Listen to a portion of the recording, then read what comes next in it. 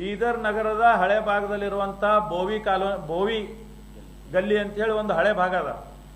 ಅಲ್ಲಿ ಕಳೆದ 50 ವರ್ಷಗಳಿಂದ ಅಲ್ಲಿ ಗುಡಿ ಅದ. ಅದು ಒಂದು ದೇವಿ ಗುಡಿ ಅನ್ನೋದು. ಆ ಗುಡಿದಾಗ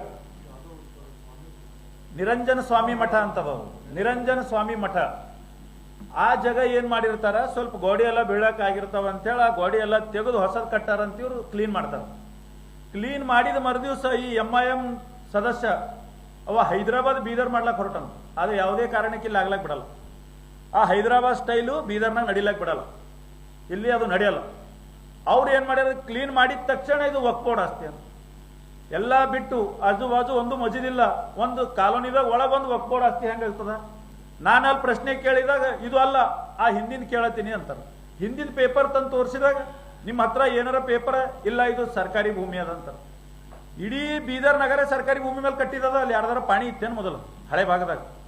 ಸರ್ಕಾರಿ ಜಮೀನಾಗೆ ಕಟ್ಟಿದ್ದು. ಗೌಠಾಣ ಅಂತಾರೆ ಅದಕ್ಕೆ. ಹಳೆ ಊರು ಯಾವ್ದು ಇರ್ತದೆ ಅದು ಗೌಠಾಣ, ಅದು ಸರ್ಕಾರಿ ಜಮೀನೇ ಇರ್ತದೆ, ಅಲ್ಲಿ ಯಾರ್ದು ಪಾಣಿ ಇರಲ್ಲ. ಇವ್ರದ್ದು 50 ವರ್ಷ ಹಿಡಿದು ಟ್ಯಾಕ್ಸ್ ಕಟ್ಕೊಂಡು ಬಂದು ಖಾತಾ ಇದ್ದವ್ರಿಗೆ ಒಂದ್ ಕಡೆ ಸತ್ತಿಸ್ತಾರ. ಅದು ಕೇಳಿದ್ರೆ ಗುಡಿ ಅಂತಾರ, ಗುಡಿ ಕೇಳಿದ್ರೆ ಅದು ಇದು ನಡಿಲಕ್ ಬಿಡಲ್ಲ. ನೀವೇನು ಮೆಜಾರಿಟಿ ಎಂಬಂಥದ್ದು ಮಾಡ್ಕೊಂಡು ಇವತ್ತು ಆಟ ಆಡ್ಲತ್ತೀರಿ, ಅದಕ್ಕೆ ನಾವು ವಿರೋಧ ಮಾಡ್ತೇವೆ. ಇನ್ನೂ ದೊಡ್ಡ ಪ್ರಮಾಣದಾಗ ಹೋರಾಟ ಮಾಡ್ತೇವೆ. ನಿನ್ನೆ ಅವ್ರು ಕೈ ಬಿಟ್ಟರು ಅದಕ್ಕೆ.